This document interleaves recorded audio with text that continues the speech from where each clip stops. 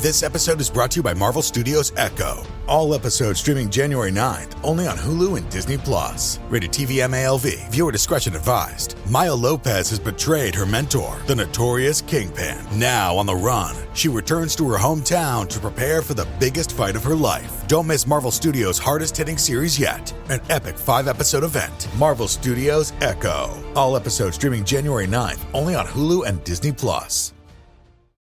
Join me, 48 Hours correspondent Erin Moriarty, on my podcast, My Life of Crime, as I take on true crime investigations like no other. This season, I'm looking into the labyrinth of crime and secrets within families. I'm cutting straight to the evidence and talking to the people directly involved, including investigators and the families of victims.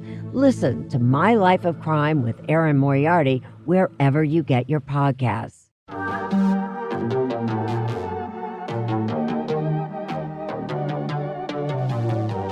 Hey y'all, I'm April. And I'm Caroline. And this is your Bloody Happy Hour.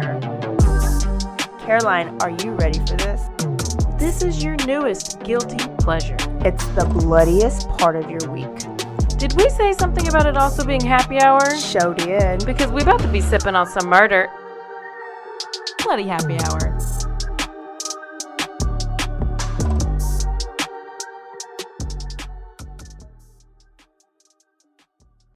Hey y'all, this is April. And this is Caroline. And beep, beep, beep, beep, beep, beep, beep, beep, beep, beep. Emergency, breaking news. Caroline's got it all for you guys. We're going back to Idaho. Y'all, we had a big update. Today, it was the probable cause affidavit was unsealed for the Idaho case, the Moscow case, and I'm telling you, there's so much stuff. There's 18 pages worth of stuff. And Caroline read it all. I did read it along with Emily D. Baker, and I took all the notes. Okay. So let's just get started. Yeah. These are cliff notes from it, and this is what the officers have to put together in order. It's basically like an outline in order to arrest him. Okay. It's the arrest affidavit, right? Yeah. It's a probable cause. And this has been sealed until today. Yeah. So where are we? What did we leave off on last time? So he was in Pennsylvania with his family, and he was flown back on a what's like a single engine airplane that had like 11 seats or something like that, a tiny airplane. It was like a 10-hour flight. They had to stop 2 times to refuel. What? Why? Because it was such a small plane. Like they didn't use like a jet. They just used this small airplane. Anyways, that's 10 hours. You damn near might as well drive it. Yeah. Yeah. And so they got in at, I don't know, like 10 o'clock last night. Mm-hmm. And then he went to court the next day to do this. I mean, they're on it. Wow. And then they weren't able to release any information about why they arrested him until he was back in Idaho in custody of that police department. Okay. Laws are different state to state. That's the Idaho state law. Okay. He was also, they did that hearing to waive to the extradition hearing. We also had that recently. Mm-hmm. So he waived extradition. And so he said, according to the law enforcement, that he was wanting to waive it because he wanted to get back, because he wanted to see what was also in this probable cause affidavit. So he was like, what the fuck, y'all? What do y'all have on me? Mm-hmm. And I did hear that his lawyer said that they want to hurry up and get his name cleared. Oh, yeah. Yeah. Whatever. And that was his, so he had extradition attorneys. Mm-hmm. Those were the people, that was the guy in Pennsylvania. He has court-appointed attorney here in Idaho who it's totally different people. So starts off with, there's 2 officers, Officer Smith, Officer Blaker. They entered the residence at the bottom of the floor. They went up to the second floor just before entering Xana's room. saw her body on the floor. She was deceased with wounds that appeared to have been caused by an edged weapon. And it says, Sergeant Blaker and I responded to the call at 1122 King Road, and they assisted with the crime scene associated with the 4 homicides, and they prepared to process the scene, and they were going to walk through the scene. They go to the bottom floor, and on the north side of the building, they see that they walk upstairs. They go to the second floor. They go down the hallway, and on the second floor, that's where they learned who Xana was by her driver's license and other personal belongings in the room. It says we're going to refer to her as Kernodle because that's her last name. Mm-hmm. Just before this room, there was a bathroom door on the south wall of the hallway. As I approached the room, I could see a body, later identified as Kernoodles, laying on the floor. She was deceased with wounds that appeared to have been caused by an edged weapon. Then it went to the third floor. In one bedroom was the dog, and in the other bedroom were 2 females in a single bed. Both. The dog was alive? Yeah, the dog's alive. Okay. The dog's it's Kaylee's dog. Kaylee and Jack, it's their dog. And yeah, the dog was alive. We've known that. Okay. You didn't know that? I just learned today that they did hear a dog bark. So I wondered what kind of dog it was, and it's like a little doodle poodle, it's like a little golden doodle. A golden doodle. Oh. So Murphy the dog did its job. So good job, Murphy. But Murphy's in the other room. There's 2 rooms upstairs on this third floor. There's 2 rooms. On one room is the dog, and the other room is Kaylee and Madison. They were both deceased with visible stab wounds. Also in the room, it just says also in the room was a male, later identified as Ethan Chapin. Chapin was also deceased with wounds from sharp forced injuries.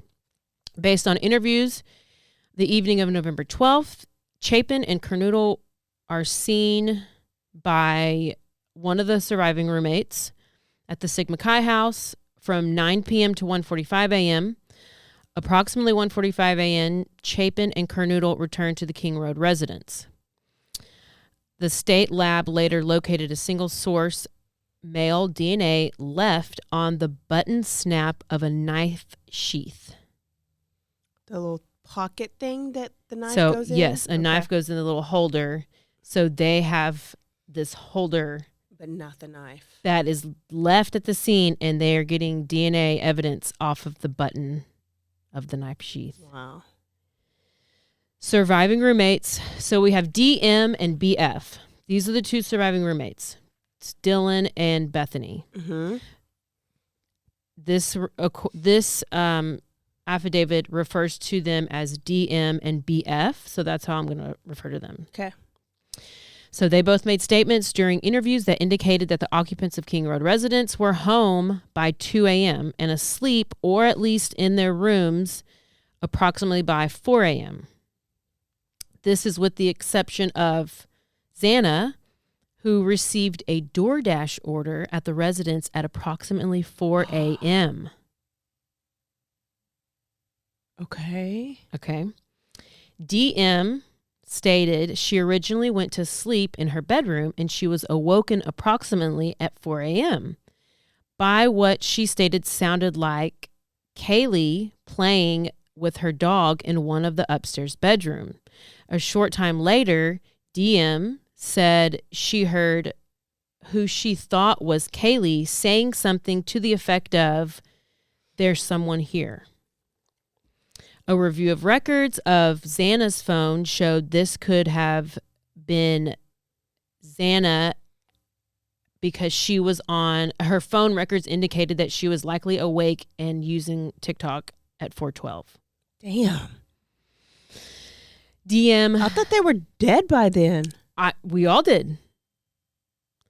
DM said she looked out of her bedroom but did not see anything when she heard the comment about someone being in the house. DM said she opened the door a second time when she heard what she thought was crying coming from Xana's room.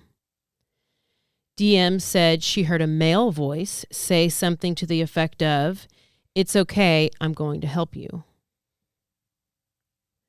Approximately at 4:17, a security camera picked up distorted audio of what sounded like voices or a whimper, followed by a loud thud. Where recorded audio from where? It's just like a Ring camera or something. Okay. A dog can also be heard barking numerous times starting at 4:17. Damn. So 4:12 a.m., you have Xana. She's on TikTok. After that, they heard crying coming from Kaylee's room at 4:17. External evidence of audio, the thud, the dog barking. Wait, and so That's did just they a get side their note. DoorDash food? I mean, I don't know. I don't know. Okay, but it didn't say that the DoorDash food was sitting on the porch or that Right. they Yeah. talked to the DoorDash delivery. They did after the fact that they did talk to the DoorDash person, but I haven't heard what was said. So DM stated that she opened her door for a third time after she heard crying and saw a figure clad in black clothing and a mask that covered the person's mouth and nose walking toward her. Who said this? DM. The Well, surviving roommate. Why they didn't call nobody till 1 o'clock? Just wait. We don't. Okay. DM described the figure as 5'10" or taller, male, not very muscular, but athletically built, which that generally means not carrying Lean. extra weight, Yeah. looking fit, not fat, with bushy eyebrows. Okay. So she most likely will, if she is describing about eyebrows, hopefully, if it's the same guy, then could you imagine seeing him get arrested and like freaking like having like a visceral response? The male walked past DM as she stood in a frozen shock phase. The male walked towards the sliding back glass door. The back sliding glass door. DM locked herself in her room after seeing the male. DM did not state that she recognized the male. This leads investigators to believe that the murderer left the scene. And came back at 9 a.m. Came back that morning. That's why he was pinged that morning. Uh-huh. So here she is. She's now we don't know why she didn't call 911 or do anything from this time to noon. 1. Yeah. Yeah. Well, just who knows? The combination of DM statements to law enforcement, reviews of forensic downloads, and records of surviving roommates' phones and videos of the suspect described below leads investigators to believe that homicides occurred between 4 a.m. and 4:25 a.m. So you can assume that the roommates all came home after a night of drinking, woke up, found out that found the roommates. You would think that they would find the roommates, then call. It's just so many questions. Wait. Say it again. Okay. I thought the guy left. Yes. I'm putting my own thoughts in here, and I need to not do that. Yeah. Okay. So DM thought the guy left. No. Yes. The guy did leave. Okay. The guy did leave. And now a word from our sponsors.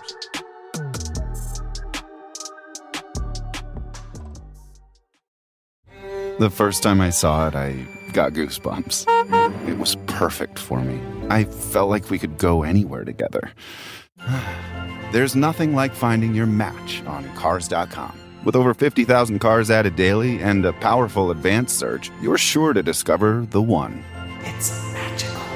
Find your perfect match on Cars.com today.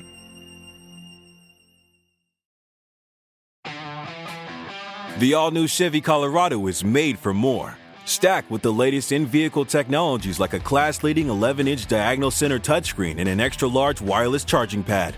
Plus, it features wireless Apple CarPlay and Android Auto compatibility to make staying connected easy wherever your adventure takes you. Chevy Colorado, made for more. Learn more at Chevrolet.com/trucks/Colorado. Claims based on latest competitive data.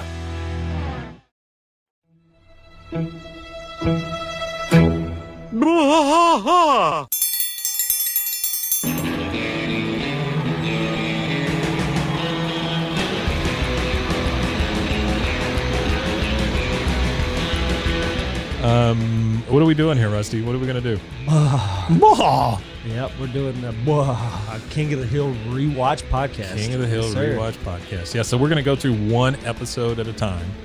Come along for the ride with us. Come check it out.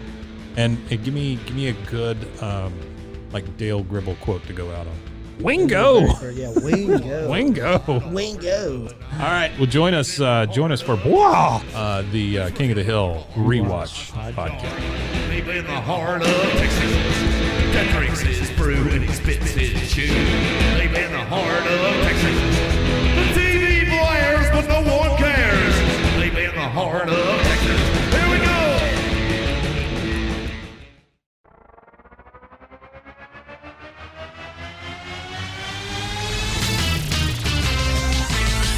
Bros and foes and heroes.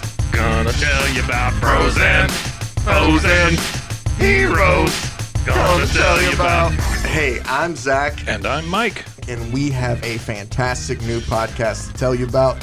Bros, Foes, and Heroes. It's the two of us looking into the world of comics, breaking down some characters that you may have never heard of, and some that are just absolutely ridiculous. Yeah, so Zach comes up with a character each time, and I go into it just completely blind.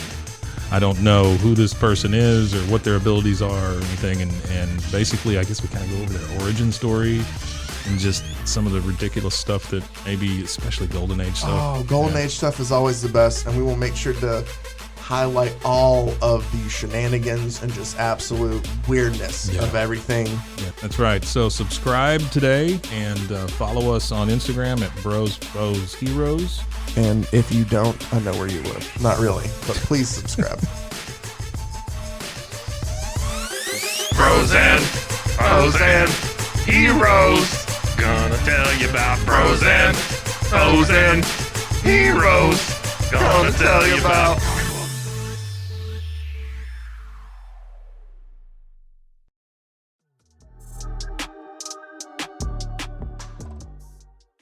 Combination of the surviving roommate's statements, and they downloaded the downloads of records from their phone and video of the suspect. They described it. It led investigators to believe that the homicides occurred between 4 a.m. and 4:25 a.m. Okay. During the processing of the crime scene, investigators found a latent shoe print with a diamond-typed sole pattern similar to a Vans shoe. This shoe print was found outside of DM's door, consistent with her story that the masked man walked right past her. So, however, the direction of the shoe, whichever way it's facing, goes with her story and stuff. So everything that she's saying is like 100% matching up. A review of numerous collected surveillance videos surrounding the area indicated that a white sedan was observed traveling at 3:26 a.m., then westbound on Highway 95 in Moscow, approximately 3:28 a.m. So on this video, it appeared that this vehicle did not have a front license plate displayed, which in Idaho you are supposed to. You are supposed to. Oh, okay. Reviewed multiple videos, and it showed multiple sightings of this vehicle starting at 3:29 and ending at 4:20 a.m. These sightings showed suspect vehicle makes an initial 3 passes by the King Road home and then leaves. Suspect vehicle can then be seen entering a 4th time at approximately 4:04 a.m. Here's my side note. When needed to prove first-degree murder, you need to prove that it is premeditated. Multiple passes by the home and any info that we get later on, such as whether he was in this area before all of this, is going to give you that premeditation of these and if these victims were targeted or not. Suspect vehicle is seen departing the area of the residence at 4:20 a.m. at a high rate of speed. Officers provided video footage of the vehicle to forensic examiners and FBI. After review, forensic examiner initially believed that the vehicle was a 2011-2013 Hyundai Elantra. Upon further review, it could be said it was 2011-2016. Basically, they're getting video of this car all over the place. Investigators were given access to video footage of WSU campus in Pullman, Washington, and this video indicated that at 2:44 a.m. on November 13th, a white sedan was observed on the WSU surveillance cameras. At 2:53 a.m., it was traveling towards Moscow. Okay. It's like a 10-minute drive. Mm-hmm.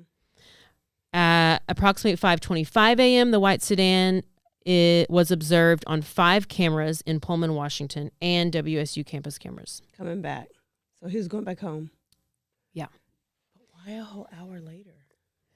November 25th, police asked law enforcement agencies to be on the lookout for this Hyundai Elantra. On November 29th, approximately at 12:28 a.m., police located the white Elantra with Pennsylvania license plates registered to Bryan Kohberger. So he has. That was that early. The same day, on November 24th at 12:58 a.m., WSU officer was looking for the white Hyundai Elantra and located one at an apartment complex that houses WSU students. The tag returned to Kohberger with a Washington tag. So he's changed his plates. Okay, because I said, hold up. Why is there a Washington tag on it, but it says earlier there was a PA tag? Yeah. So, and we do find out later in this thing. It's like, did he switch the license plate? When did he switch it? Like, why? Okay. Kohberger's physical description is consistent with the description of the male the surviving roommate had described that she saw inside the residence on the 13th. Then we have a review of the Latah County deputy, his body cam, and reports that showed on August 21st, 2022, Kohberger was detained as part of a traffic stop that occurred in Moscow. Okay. So basically they're saying they have body camera footage of this guy and the car he's driving him, so he will not be able to distance himself from that car. They have placed him in that car. Kohberger was driving the white Elantra with Pennsylvania plates, which were set to expire on November 30th. This could be a reason to change the plates. Oh, it is. Which the defense will try to explain away. Yeah. He's just being a responsible citizen. On October 14th, 2022, Kohberger was detained as part of a traffic stop by WSU police. So he gets pulled over a lot. He does. And he's not even black. What day is this on? October 14th. So that was the first one was the 21st, August 21st. Now it's October 14th. And upon review of the body cam, he was the sole occupant and driving the Hyundai Elantra with the same Pennsylvania plates. So they are just like bringing the receipts. Yes. Yeah. November 18th. Okay, so November 18th, Kohberger registered the 2015 Elantra with Washington and later received Washington plates. Tell me which day was the murders? 13th. Okay. November 13th. So 5 days after the murder. He changed the plates. Okay. Prior to this time, the Elantra was registered in PA, which does... Oh, I said it wrong earlier. It does not require a front plate. I said it did. It doesn't. I think Texas is the only one that does. Oh, okay. Yeah. Okay. I have emotes. So Kohberger is currently a PhD student in criminology at Washington State University. We know this.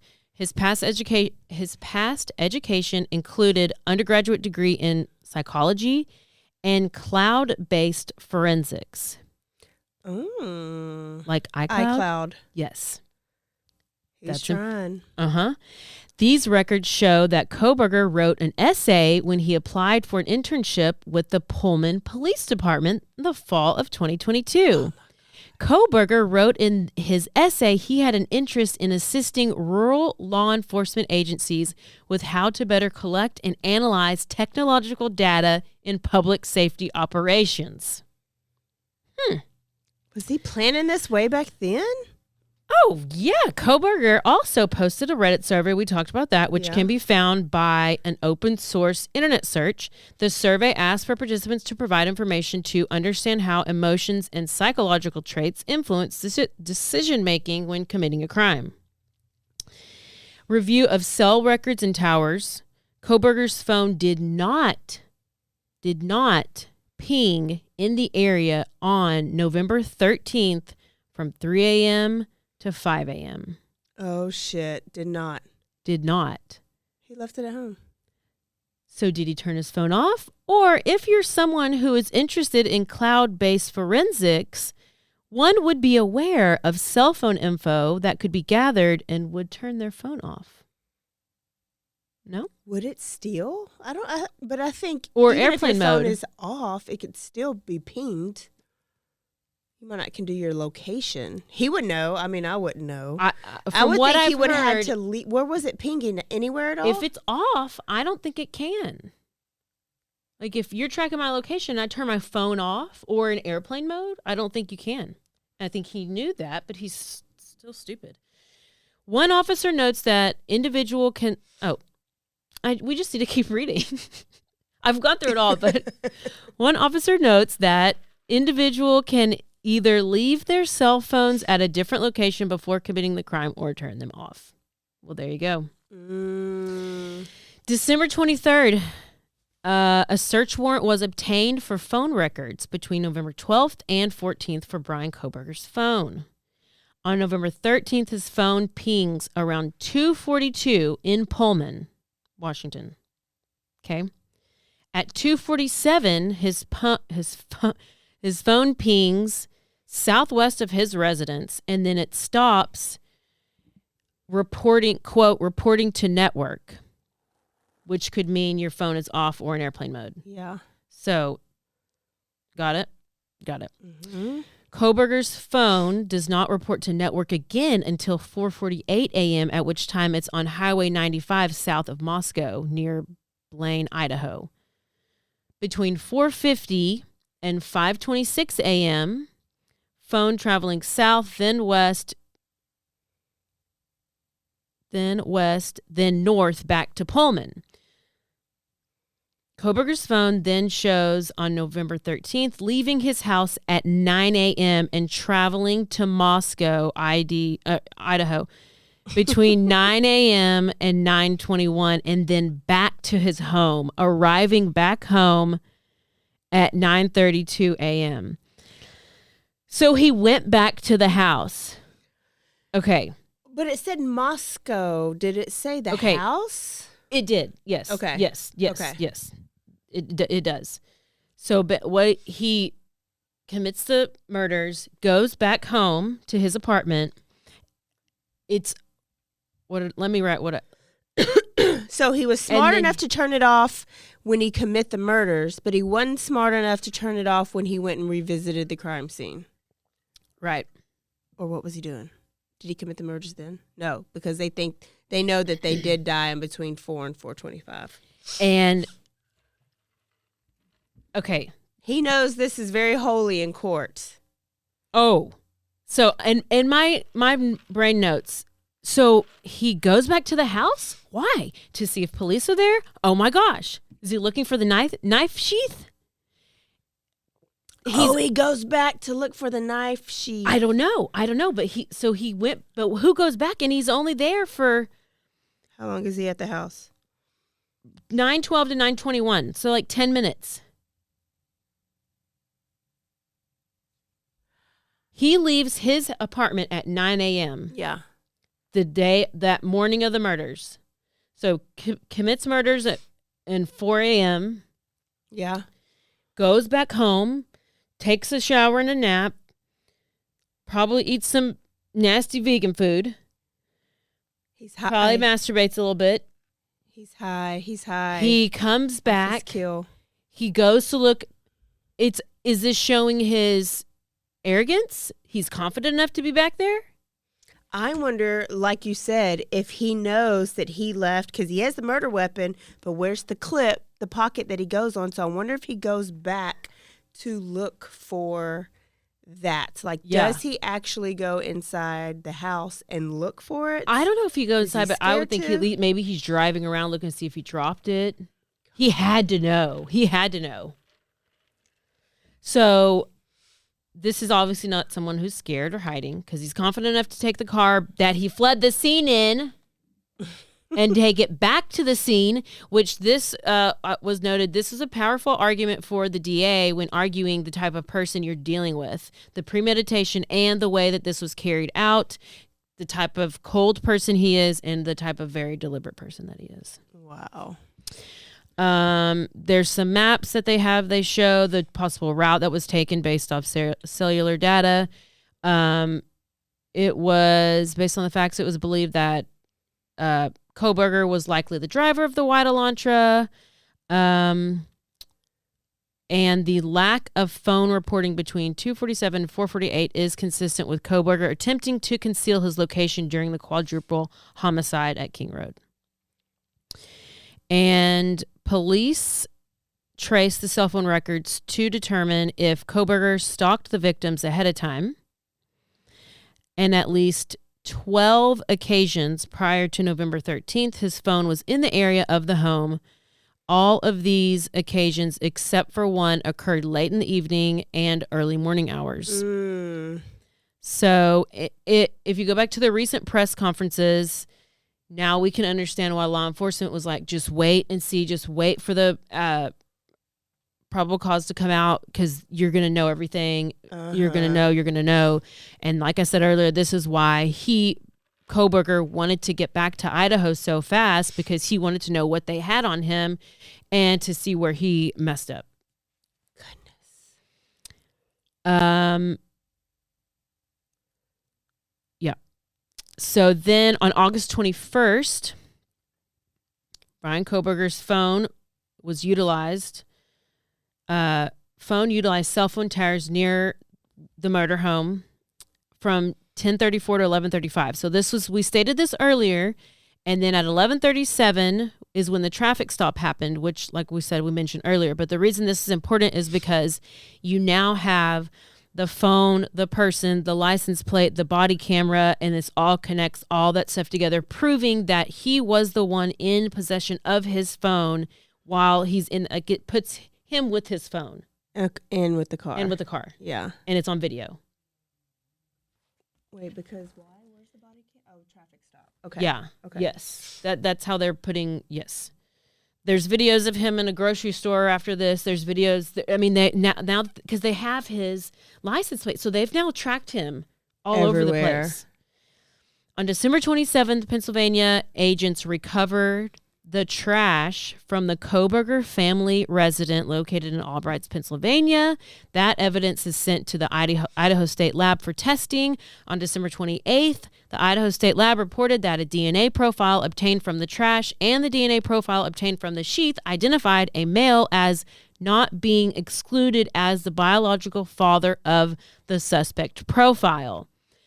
What does that mean? That means we went and got shit out of your trash and we tested it for DNA, and it's a sample that might have been the father of the person who had the sheath when it was at the murder scene. So BK, when he was arrested, they can now get his DNA officially, and they can match it with what's on the sheath in the murder scene. So now we have his DNA at the crime scene on the knife sheath when all the 4 victims were stabbed. Wow. At least 99.9998% of the male population would be expected to be excluded from the possibility of being the suspect's biological father. I was thinking, what if this kid was adopted? Like, they'd be screwed. Based on the above information, I'm requesting a arrest warrant issued for Bryan C. Kohberger, date, blah, blah, blah, blah, for burglary and 4 counts of murder in the first degree for the murders of Madison Mogan, Kaylee Gonzalez, Zana Kernodle, and Ethan Chapin. And this burglary, it's not, you're not going in and stealing stuff. That's not what it is. Just break it in. He wasn't inside stealing stuff and somebody walks in on him and then he shoots him or kills him. He went into the home with the intent to murder. And I don't know why it's called burglary, but it's called burglary. Wow. It's called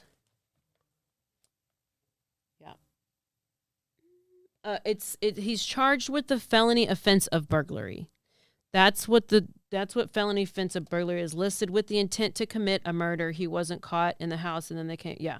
He wasn't trying to flee or escape anything. But it's a felony with the offense of burglary. And this is showing that he went there with the intent to murder them. And there also there's a gag order right now that's going on. This is people can't, with law enforcement. So they can't do any more and press the attorneys. conferences. But the reason they're doing this is partly to stop speculation, partly to protect the jury pool. It keeps the case cleaner. It stops any unofficial leaks, but it still get anything that's still in the court documents like this that's made public can be out there. Like, so any hearings that are coming up, obviously, but the police, law enforcement shouldn't be. Basically, I'm saying if we hear anything, it won't be coming from law enforcement. So don't assume it's fact. Oh, it's Bryan Enton, basically. So, but then also they're like even shutting down like friends, classmates, other professors. Like they're not allowed to say too much about Bryan Kohberger. They're asking them. Okay, so because there's been several people out there like, okay, there's been people out there who are like friends of his that, one girl says she knew him like when she was in 8th grade and he was this way, he acted this way, and I've heard he was a big heroin user back in the day because apparently he was a little overweight. Chunky, He was chunky when he was little, or let's say middle school, high school, I don't know.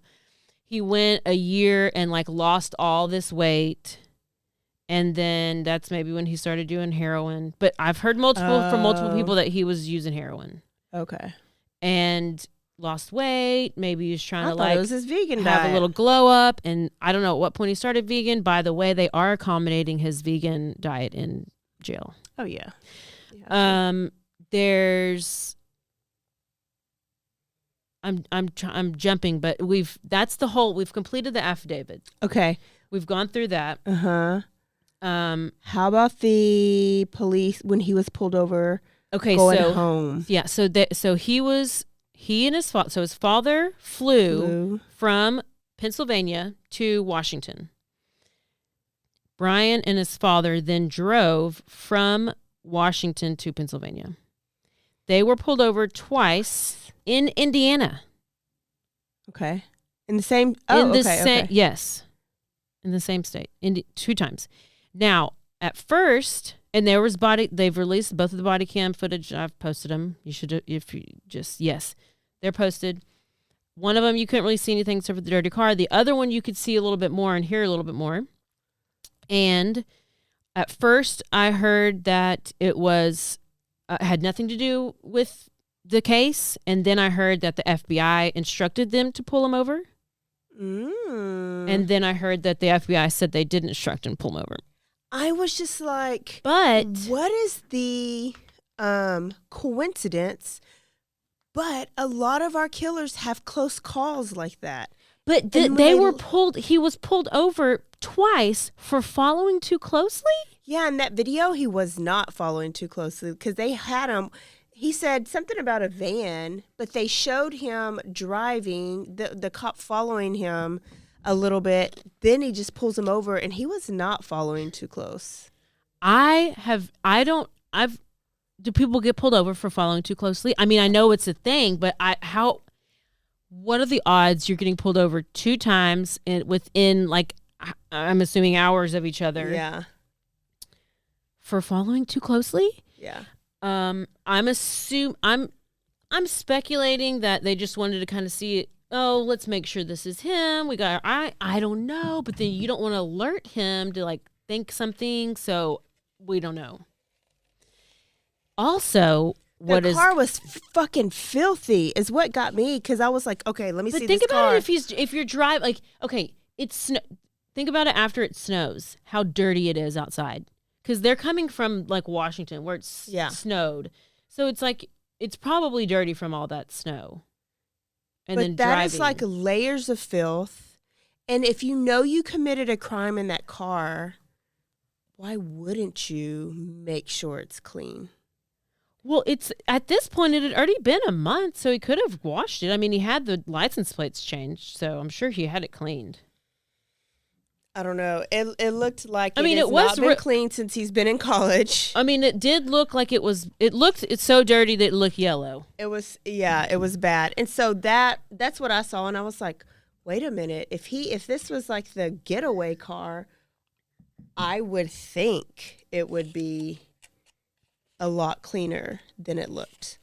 And then I would be like, okay, and maybe this is just us, but you don't go out of town in a filthy car. Like that daddy should have been like, before we go anywhere. You know what? Okay. we cannot travel in this car for 1,000 hours and it's this filthy. Like there's no way. So maybe they're just dirty. I think they might be. He did have like kind of yellow teeth with stains. But the dad brought up because he got pulled over December 15th, I think, is when he was right. December 15th. And the dad made it seem like they were leaving because of SWAT and everything being on campus. Yeah. But he said Bryan was going to say something and dad interrupted and said mass shooting. There was a mass shooting. And so the state trooper was like, wait, what do you mean SWAT? And so I was just like, it made me think that dad really didn't even have a clue. Like, I think dad really has went no on. Clue. Like, but didn't even watch the news, like, to see what really went on, which to me it's so weird. Like, your kid is next door to... Think about what the kid, though, could have said, though, if dad was like... But, bitch, I mean, but why didn't you... How did you not watch the news? Like, how do you not know what's going on next door to your son's campus? I don't know. Yeah. But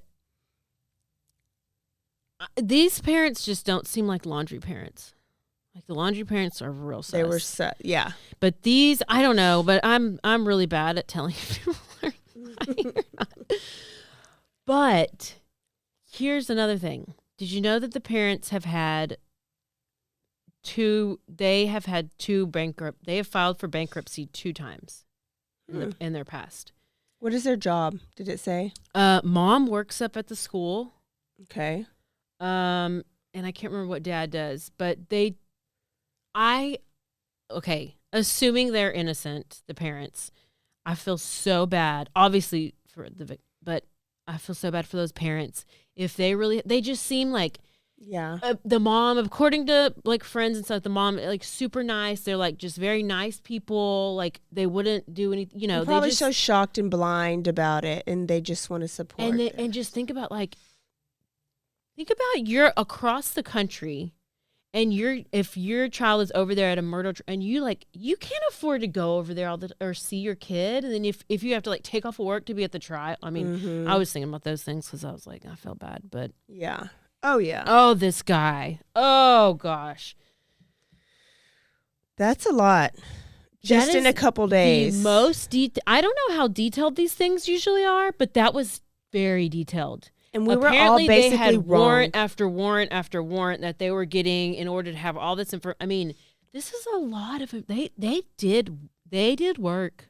I need to know if they got their DoorDash. Did multiple people eat? Were they high? Because they just ate at the food truck too. Well, not Xana. Kaylee and Madison. That's who was up there. Okay. But the other thing we don't know was we didn't hear motive. Yeah. Or how they were connected. How he even picked these people. Yeah. Yeah. I did recently see that there was the owners from the restaurant Mad Greek, which my theory was that that's how Bryan came in contact with Maddie and Xana. Yeah. Was because of that restaurant. And then the owners of the restaurant say that they have never seen him and they've never served him. One last thing. And I'm sure they've reviewed camera footage too. Oh, yeah. Yeah. One last thing is BTK. Okay. Did you hear about all the stuff for Oh, yes. Ramsland? Dr. Ramsland. So there's this. So jealous of her. Okay, so is it Catherine? I can't even remember her name. Catherine? I think so.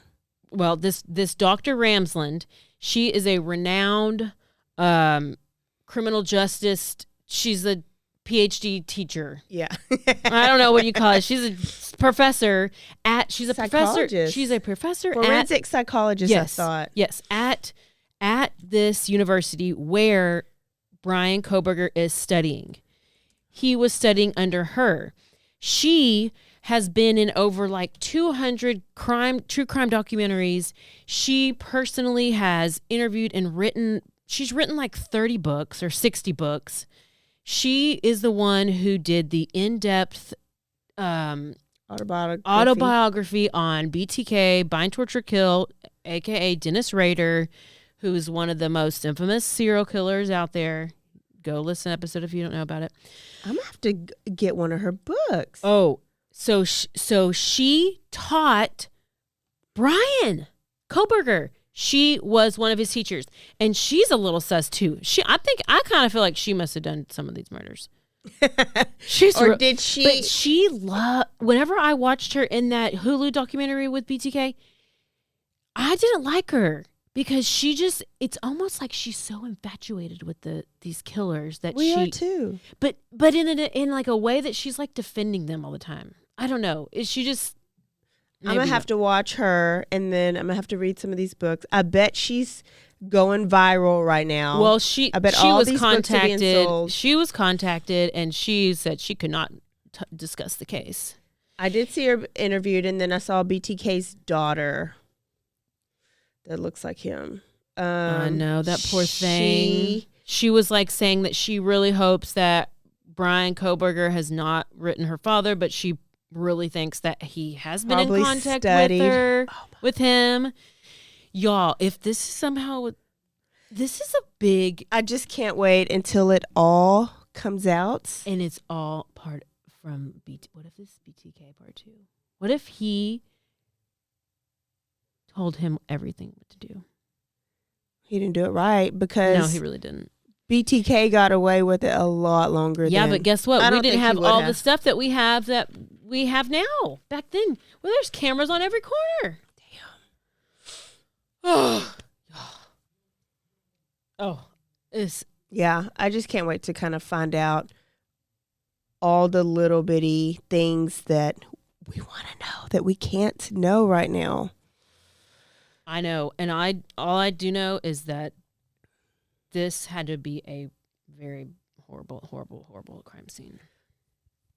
Part of me is like, okay, does he kind of still know?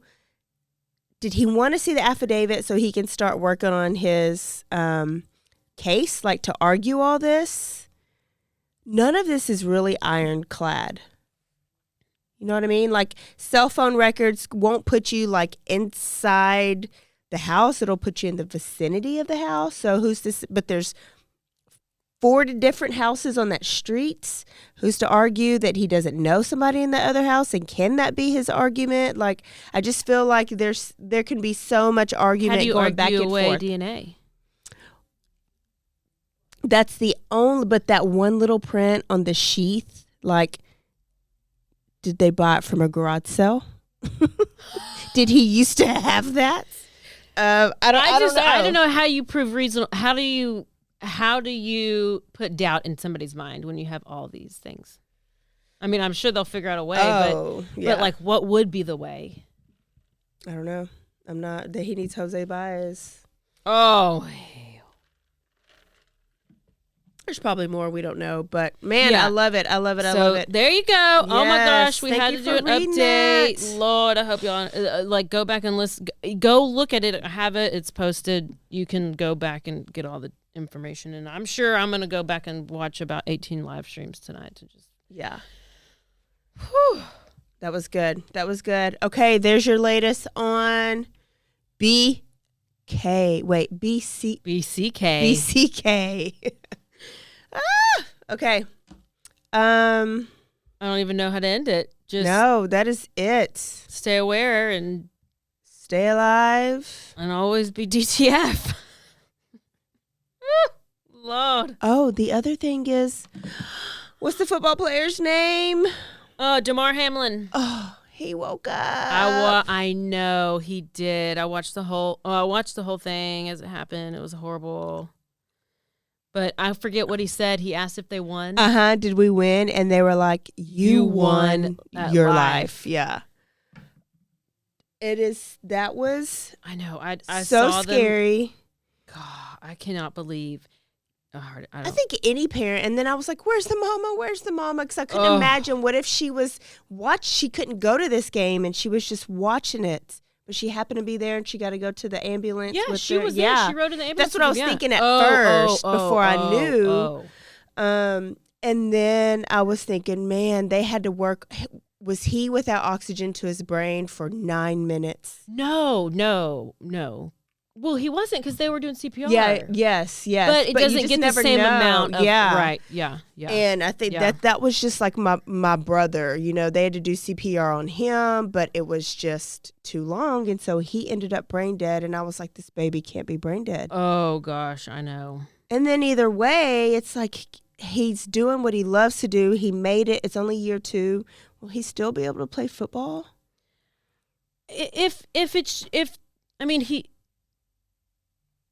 I don't see why not. His heart, I thought he went to like a cardiac arrest. Oh, well, yeah. But I don't know. I don't know what the latest is on what caused it. Oh, I just hope. Yeah. Anyways, I'm glad he's okay. So that is ending in my good notes. I know. And listen, y'all, go share this episode with everybody. Get the word out. We're not the only ones obsessed with this story. So share with your friends that you know are obsessed with this story too. Yeah, just do that. Just do that.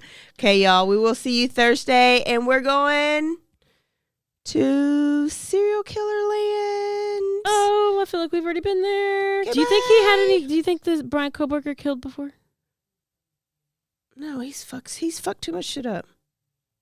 I don't think so. How do you just start with 4 people with the knife? How do you start with the slaughter? How is that your first one? You don't build up? That's what Levi King started with. I guess spree killer. Mm-hmm. That's what he wanted to be. Oh, all right. There you have it. Bye, y'all. Bye.